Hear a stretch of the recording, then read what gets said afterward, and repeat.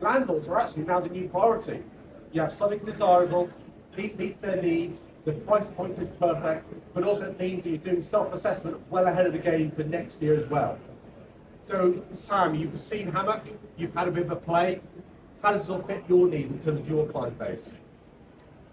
I'm all for Hammock. Yeah? I love Hammock, I think it's beautiful. Just that first screen that you're on and the little picture of the property and all that information in one place.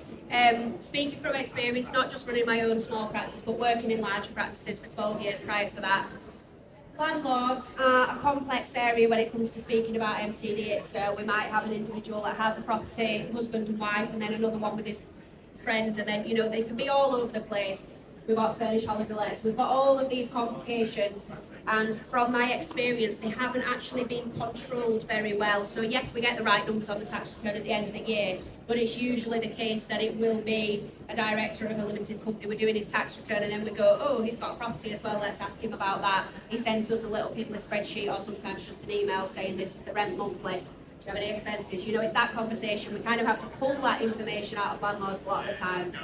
Now, because of what's happening at the moment with properties, with interest rates, I don't know about anybody else, but my landlord clients have been quite needy at the moment, and they have been asking me questions, they've been asking me for financial advice to a point, or at least running the tax side of any financial advice they've received past me. And something like Hammock would have been a brilliant thing to have in place. When it comes to a client saying, can I have a capital gains tax estimate if I sell this property or this property, if I've got to trawl that through, all these years worth of expenses, and then really have we kept an accurate log of the capital expenditure that we only need to know about when we do the CGT return? Probably not. We're probably going to go back and ask the client that information. They've forgot. You can see where I'm going with this.